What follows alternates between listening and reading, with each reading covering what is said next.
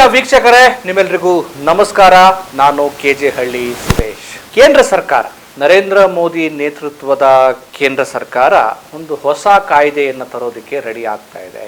ಈ ಮಳೆಗಾಲದ ಅಧಿವೇಶನದಲ್ಲಿ ಕ್ರಿಮಿನಲ್ಸ್ಗಳನ್ನ ಕಟ್ಟಿ ಹಾಕುವ, ಕ್ರಿಮಿನಲ್ಸ್ ಜನಪ್ರತಿನಿಧಿಗಳಾಗಿರುವಂತ ಅಪರಾಧಿಗಳನ್ನ ಮನೆಗೆ ಕಳಿಸುವ, ಅವರ ಅಧಿಕಾರವನ್ನು ಕಿತ್ತೊಗೆಯುವ ಕೆಲಸವನ್ನ ನಿರ್ಧಾರ ಮಾಡ್ತಾ ಇದೆ. ಏನಪ್ಪಾ ಅದು ಹೊಸ ಒಂದು ಕಾಯ್ದೆ ಅಂತ ಹೇಳಿದ್ರೆ, ಯಾರಾದ್ರೂ ಕೇಂದ್ರದ ಸಚಿವರು, ಕೇಂದ್ರದ ಪ್ರಧಾನಿಗಳು ಮತ್ತೆ ರಾಜ್ಯದ ಸಚಿವರು, ಮುಖ್ಯಮಂತ್ರಿಗಳು ಅವರು 5 ವರ್ಷಕ್ಕೂ ಹೆಚ್ಚು ಶಿಕ್ಷೆಗೆ ಒಳಗಾಗುವ ಪ್ರಕರಣದ ಆರೋಪದಲ್ಲಿ ಅವರು ಭಾಗಿಯಾಗಿ 30ಕ್ಕೂ ಹೆಚ್ಚು ದಿನ ಜೈಲಲ್ಲಿ ಇದ್ರೆ ಅಂತವರ ಹುದ್ದೆಯನ್ನ ವಜಾ ಮಾಡಿ ಅವ್ರನ್ನ ಮನೆಗೆ ಕಳಿಸೋ ಪ್ರಕರಣ. ಮನೆಗೆ ಕಳಿಸಂದ್ರೆ ಅವ್ರ ಅಧಿಕಾರದಿಂದ ಕೆಳಗಿಳಿಸೋ ಪ್ರಕರಣ.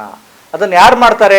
ಕೇಂದ್ರದಲ್ಲಾದ್ರೆ ರಾಷ್ಟ್ರಪತಿಗಳು ಮಾಡ್ತಾರೆ, ರಾಜ್ಯದಲ್ಲಾದ್ರೆ ರಾಜ್ಯಪಾಲರು ಮಾಡ್ತಾರೆ. 5 ವರ್ಷಕ್ಕೂ ಹೆಚ್ಚು ಪ್ರಕರಣದಲ್ಲಿ, ಗಂಭೀರವಾದ ಪ್ರಕರಣದಲ್ಲಿ ನೀವು ಭಾಗಿಯಾಗಿದ್ದೀರಿ ಮತ್ತೆ ನೀವು 30 ದಿನಗಳ ಕಾಲ ಜೈಲಲ್ಲಿ ಇದ್ದೀರಿ ಅಂತ ಅಂದ್ರೆ, ಯಾರು ಜನಪ್ರತಿನಿಧಿಗಳಿದ್ದಾರೆ ಅಂತ ಅಂದ್ರೆ ಸಚಿವರು ಮತ್ತು ಪ್ರಧಾನಿಗಳು, ಮುಖ್ಯಮಂತ್ರಿಗಳು, ಇವರೆಲ್ಲ ಅವ್ರನ್ನ ಕೇವಲ ಒಂದೇ ಒಂದು ಸಹಿ ಮೂಲಕ ಅವರ ಹುದ್ದೆಯನ್ನು ಅಧಿಕಾರದಿಂದ ಕೆಳಗಿಳಿಸೋ ಒಂದು ಮಸೂದೆಯನ್ನ ತರೋದಕ್ಕೆ ನರೇಂದ್ರ ಮೋದಿ ನೇತೃತ್ವದ ಸರ್ಕಾರ ಚಿಂತನೆ ಮಾಡ್ತಾ ಇದೆ.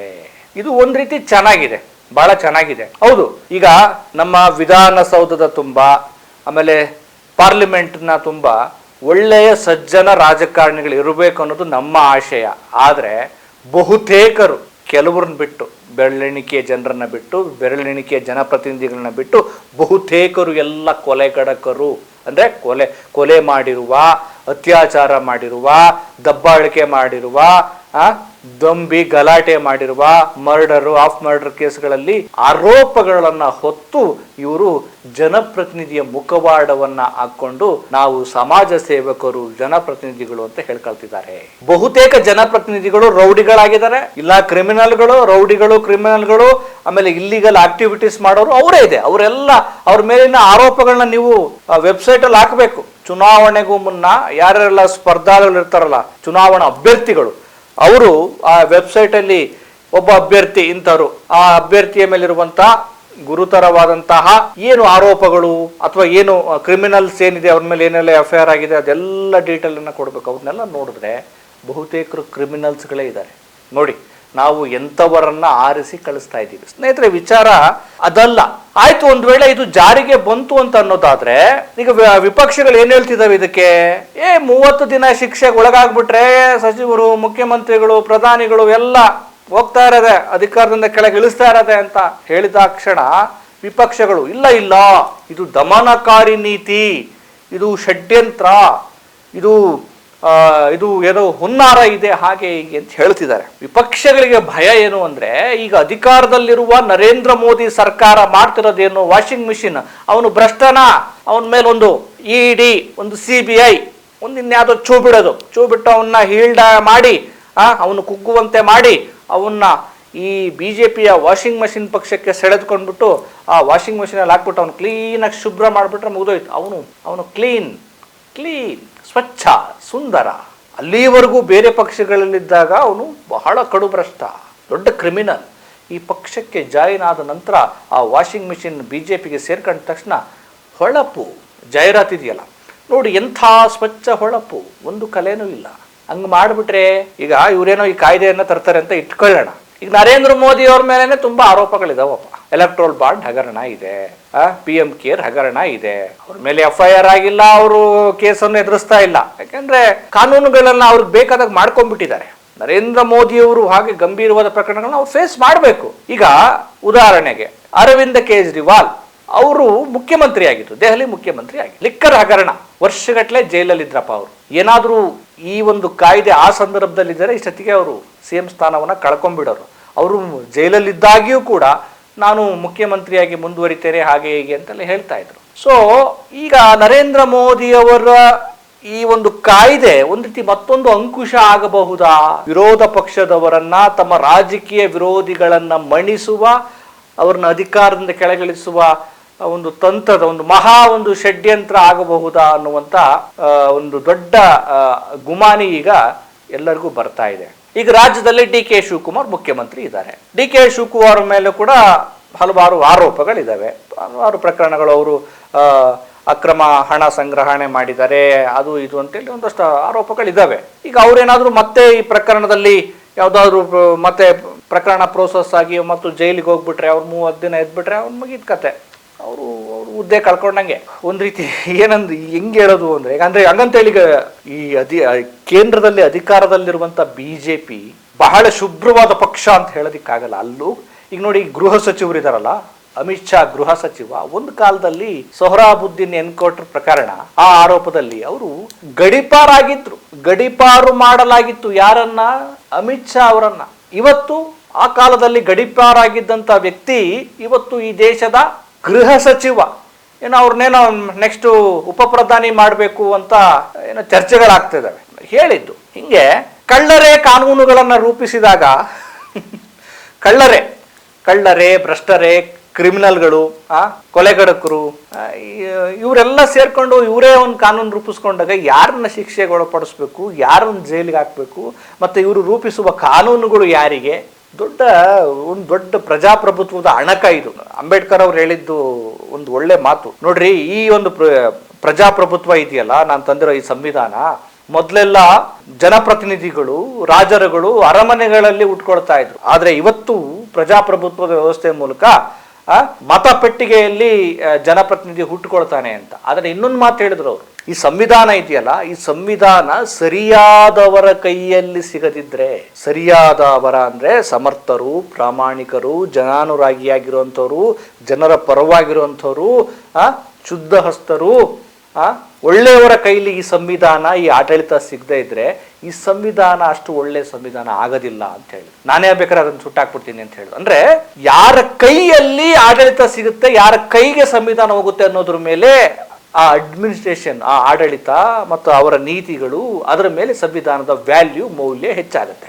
ಈಗ ಎಂಥವ್ರ ಕೈಲಿ ಸಂವಿಧಾನ ಸಿಕ್ಕಿದೆ ಅಂತ ಹೇಳಿದ್ರೆ ನಾವೇನು ನಿಮಗೆ ಪರಿಪರಿಯಾಗಿ ಇಂಚಿಂಚು ಮಾಹಿತಿಯನ್ನು ಕೊಟ್ಟು ಬಾಯಿ ಬಿಟ್ಟು ಹೇಳುವ ಅವಶ್ಯಕತೆ ಇಲ್ಲ. ನಾವು ನೋಡ್ತಾ ಇದ್ದೀವಲ್ಲ, ಕಳೆದ 12 ವರ್ಷಗಳಲ್ಲಿ ನರೇಂದ್ರ ಮೋದಿ ನೇತೃತ್ವದ ಸರ್ಕಾರ ಏನು ಮಾಡ್ತಾ ಇದೆ, ಎಷ್ಟರ ಮಟ್ಟಿಗೆ ಎಷ್ಟು ಸಾಧ್ಯವೋ ಅಷ್ಟು ಸಂವಿಧಾನದ ಮೌಲ್ಯಗಳನ್ನು ಕಡಿಮೆ ಮಾಡಬೇಕು, ಜನರ ಹಕ್ಕುಗಳನ್ನು ಕಿತ್ಕೊಳ್ಬೇಕು, ಜನರನ್ನ ಒಂದು ರೀತಿ ಗುಲಾಮಗಿರಿಯನ್ನಾಗಿ ಮಾಡಿ ಸರ್ವಾಧಿಕಾರ ಮಾಡಬೇಕು, ಜಾತ್ಯತೀತ ಮೌಲ್ಯಗಳಿಗೆ ಹೊಡೆತ ಕೊಡಬೇಕು, ಒಂದು ರಾಷ್ಟ್ರ, ಒಂದು ದೇಶ, ಒಂದು ಧರ್ಮ, ಒಂದು ಭಾಷೆ, ಎಲ್ಲ ಒಂದು ಮಾಡಕ್ ಹೊರಟಿದ್ದಾರೆ. ಇದರ ಅರ್ಥ ಸರ್ವಾಧಿಕಾರ ಇಲ್ಲ. ಸಂವಿಧಾನದಲ್ಲಿ ಏನ್ ಹೇಳ್ತಾ ಇದೆ? ಇದು ಬಹುತ್ವ, ಬಹುಜನರು ಅಂತ ಸಂವಿಧಾನ ಹೇಳ್ತಿದ್ರೆ, ಇಲ್ಲ ನಾವು ಒಬ್ರು, ನಾವೊಂದಷ್ಟು ಜನ ಅಂತ ಹೇಳ್ತಿದ್ದಾರೆ. ಈಗ ಈ ಕಾಯ್ದೆ ಕತೆ ಈಗೇನು ಈ ಮಳೆಗಾಲದ ಅಧಿವೇಶನದಲ್ಲಿ ಇದ್ರ ಬಗ್ಗೆ ಚರ್ಚೆ ಮಾಡ್ತಾರಂತೆ. ಚರ್ಚೆ ಏನು ಜುಲೈ 21ರಿಂದ ಅಧಿವೇಶನ ಶುರುವಾಗತ್ತೆ. ಅಧಿವೇಶನ ಶುರುವಾಗಿ ಜುಲೈ 17ನೇ ತಾರೀಕು ಇದ್ರ ಬಗ್ಗೆ ಈ ಒಂದು ಕಾಯ್ದೆಯನ್ನು ಮಂಡನೆ ಮಾಡ್ತಾರೆ. ಅದ್ರ ಬಗ್ಗೆ ಚರ್ಚೆ ಆಗುತ್ತೆ. ಇದು ಮಾಡಬೇಕು, ಇದು ಬೇಡವೋ ಅನ್ನೋದ್ರ ಬಗ್ಗೆ ಚರ್ಚೆ ನಡೆಯುತ್ತೆ. ಆದರೆ ಒಂದು ಇಂಟ್ರೆಸ್ಟಿಂಗ್ ಫ್ಯಾಕ್ಟರ್ ಏನಂದರೆ, ಇದಕ್ಕೆ ಈ ಒಂದು ಮಸೂದೆಯನ್ನು ಮಂಡನೆ ಮಾಡುವಷ್ಟು ಸಂಖ್ಯಾಬಲ, ಬೆಂಬಲ, ಬಹುಮತ ಕೇಂದ್ರದ ಸರ್ಕಾರಕ್ಕೆ ಸಿಗುತ್ತಾ ಅನ್ನೋದೇ ಬಹಳ ಇಂಟ್ರೆಸ್ಟಿಂಗ್ ವಿಚಾರ. ಅಥವಾ ಇದೊಂದು ತಂತ್ರಗಾರಿಕೆ ಕೂಡ ಆಗಿರ್ಬೋದು. ನೋಡಿ, ನಾವು ಇಂಥದ್ದೊಂದು ಕಾಯ್ದೆಯನ್ನು ತರೋದಕ್ಕೆ ಟ್ರೈ ಮಾಡಿದ್ವಿ, ವಿರೋಧ ಪಕ್ಷಗಳು ಒಪ್ಕೊಳ್ಳಿಲ್ಲ. ಯಾಕೆಂದ್ರೆ ನೋಡಿ, ಅವರೆಲ್ಲ ಭ್ರಷ್ಟಾಚಾರರು, ನಾವು ಮಾತ್ರ ವಾಷಿಂಗ್ ಮಿಷಿನ್ನವರು, ಒಳ್ಳೆಯವರು ಅಂತ ಹೇಳಕ್ಕೆ ಲಾಸ್ಟ್ ಟೈಮ್ ಮಾಡಿದ್ರಲ್ಲ. ರಾಜ್ಯಗಳ ಕೇಂದ್ರೀಕರಣ ಮಾಡುವಂಥ ಒಂದು ಬಿಲ್ಲಿನ ಹೆಸರಲ್ಲಿ ಈ ಮಹಿಳಾ ಬಿಲ್ಲನ್ನು ತರೋದಕ್ಕೆ ಟ್ರೈ ಮಾಡಿದ್ರಲ್ಲ, ಅದೇ ರೀತಿ ಇದು ಕೂಡ ಆದರೂ ಆಗ್ಬೋದು. ಒಟ್ಟೇನಾದರೂ ಅದರ ಕ್ರೆಡಿಟನ್ನು ತಗೊಳ್ಳೋಕ್ಕೆ ಈಗ ಮೋದಿ ಸರ್ಕಾರ ರೆಡಿಯಾಗಿದೆ. ಒಂದು ಇಂಟ್ರೆಸ್ಟಿಂಗ್ ಏನು ಅಂದರೆ, ಇಲ್ಲಿ ಡಿ ಕೆ ಶಿವಕುಮಾರು ಅಥವಾ ಅರವಿಂದ್ ಕೇಜ್ರಿವಾಲು ಅಥವಾ ಏನು ಮೋದಿ BJPಯ ಮುಖ್ಯಮಂತ್ರಿಗಳು ಇವರು, ಮತ್ತೆ BJPಗೆ ಈಗ ಬೆಂಬಲ ಕೊಟ್ಟಿರುವಂಥ ಚಂದ್ರಬಾಬು ನಾಯ್ಡು, ಇವೆಲ್ಲ ಏನು ಸೂಚಿಸುತ್ತೆ ಅಂತಂದ್ರೆ, ನಿಧಾನಕ್ಕೆ ಹಂತವಾಗಿ ಒಂದು ಹಿಡಿತವನ್ನು ತೆಗೆದುಕೊಳ್ಳಕ್ಕೆ ಟ್ರೈ ಮಾಡ್ತಾ ಇದ್ದಾರೆ. ನೀವು ನಮಗೆ ಬೆಂಬಲ ಕೊಡ್ಲಿಲ್ವಾ, ನೀವು ನಮ್ಗೆ ಒತ್ತಾಸೆ ಕೊಡ್ಲಿಲ್ವಾ, ಅಥವಾ ನಾವು ಹೇಳ್ದಂಗೆ ಕೇಳಲಿಲ್ವಾ, ನಿಮಗೆ ಏನು ಮಾಡಬೇಕು ಮಾಡ್ತೀವಿ ಅಂತ ಒಟ್ಟಾರೆ ಎಲ್ಲ ರೀತಿಯ ಅಸ್ತ್ರಗಳನ್ನು ಇಟ್ಕೊಂಡು ಆಟ ಆಡಿಸೋದು ಅನ್ನೋ ಥರದ ಕಾಣುತ್ತೆ ನನಗೆ.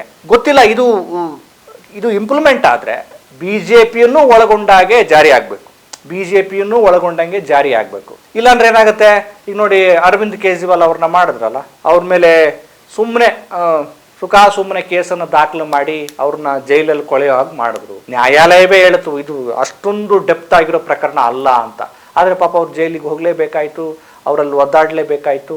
ಚುನಾವಣೆ ಸಂದರ್ಭದಲ್ಲೇ ಸರಿಯಾಗಿ ಅವ್ರನ್ನ ಜೈಲಿಗೆ ಕಳಿಸಿದ್ರು. ಸೊ ನೋಡಬೇಕು ಅಂದರೆ ಈ ಬೆಕ್ಕಿನ ಕೊರಳಿಗೆ ಗಂಟೆ ಕಟ್ಟೋರು ಯಾರು ಅನ್ನೋ ಪ್ರಶ್ನೆ ಬರುತ್ತೆ. ಹಾಗಾಗಿ ಅಧಿಕಾರದಲ್ಲಿರೋರು ಒಳ್ಳೆ ಪ್ರಾಮಾಣಿಕರಾಗಿದ್ದರೆ, ಸದನದಲ್ಲಿ ಮತ್ತು ಪಾರ್ಲಿಮೆಂಟಲ್ಲಿರೋವಂಥವ್ರು ಒಳ್ಳೆ ಸಭ್ಯರಾಗಿದ್ದರೆ ಈ ಮಾತುಗಳಿಗೊಂದು ಅರ್ಥ ಬರ್ತಿತ್ತು. ಎಲ್ಲ ಕೊಲೆಗಡಕರು, ಎಲ್ಲ ಅತ್ಯಾಚಾರಿಗಳ ಆರೋಪ, ಭ್ರಷ್ಟಾಚಾರದ ಆರೋಪ ಬರೀ ಇವರೇ ತುಂಬ್ಕೊಂಡಿದ್ದಾರೆ. ಮತ್ತು ಇವರೇ ಕಾನೂನು ಮಾಡಿದಾಗ ಅದನ್ನು ಹೆಂಗೆ ನೋಡಬೇಕು ನೋಡಿ. ಒಂದು ವರದಿ ಹೇಳುತ್ತೆ, association for democratic reforms ADR, ಅದ್ರ ವರದಿ ಹೇಳುತ್ತೆ ರಾಜ್ಯಸಭಾ ಸದಸ್ಯರು ಸುಮಾರು 31% ಕ್ರಿಮಿನಲ್ಗಳಿದಾರಂತೆ, ಕ್ರಿಮಿನಲ್ ಆರೋಪ ಇರುವಂಥವ್ರು. ನೋಡಿ ಎಂತೆಂಥವ್ರು ನಾವು ಆರೋಪ ಇದೆ ಅಂದರೆ ಸುಮ್ಮನೆ ಆರೋಪಗಳಾಗಲ್ಲ, ಎಂತೆಂಥವ್ರು ಇದ್ದಾರೆ ಅಂತ. ಆಮೇಲೆ ಗಂಭೀರ ಪ್ರಕರಣ 16%, ಸೀರಿಯಸ್ ಆದ ಗಂಭೀರವಾದ ಪ್ರಕರಣಗಳು. ಇನ್ನು ದೇಶಾದ್ಯಂತ ಶಾಸಕರು ಒಂದು 45% ಕ್ರಿಮಿನಲ್ಗಳ ಇದಾರಂತೆ, ಅವರ ಕ್ರಿಮಿನಲ್ ಆರೋಪ ಇರುವಂಥವ್ರು. ಪಶ್ಚಿಮ ಬಂಗಾಳದಲ್ಲಿ 65% ಅಂತೆ ಏನು ಜನಪ್ರತಿನಿಧಿಗಳು,